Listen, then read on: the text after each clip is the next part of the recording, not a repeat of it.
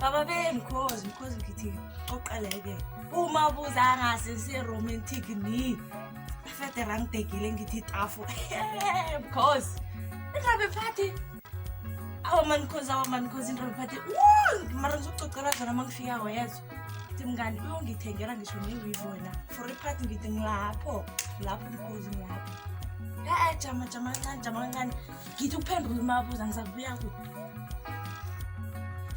Fuza bekusasubuhle namhlanje na uphi ubuhle lo ngoba sola yawo kana zange wamdola kwamabuzi akekho mabuzi sesi hayi arafuza yathanda ukuthi ipheke kakhulu ibuya iposwele ke sibone udinane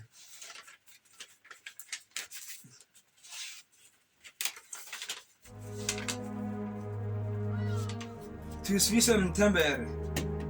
Lero nabekhaya ipilo inzima kakhulu. Ngiye kwenye indawo uyokufumana ipilo ebhedere. Ngilibalele ngokuhamba ngingakanilayeli. Impahla zami nizilise ngizozifumana nangibuyako. Ngithanda kakhulu nihlogomelane.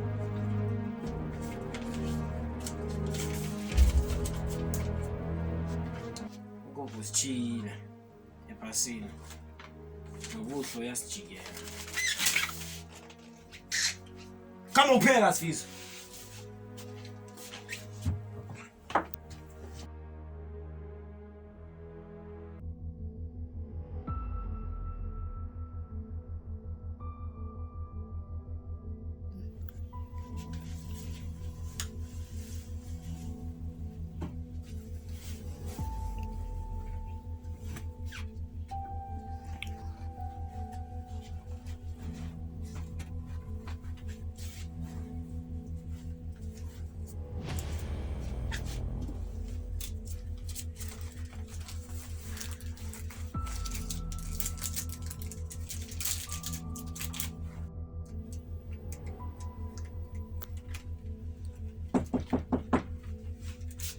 Kombo kunjani? Wona khoma kunjani? Kuyangalite empini. Uthineni ukubona ukudla khoma? Sekumalanganyana adlule wona. Kuthani. Ke kathi ngisela ngemini lapho esupermarket. Into azithengile lapha izinto athi atsho ukuyozithengela ngathi.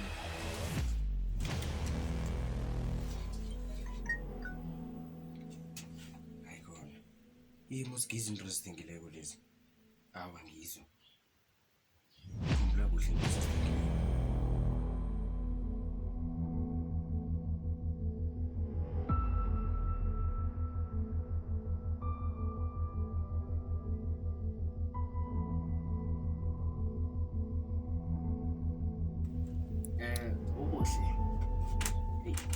Ubuhle losola ngumgcine iveke epheleleko nasizakula kakhulu sinaye sibange into zenthandane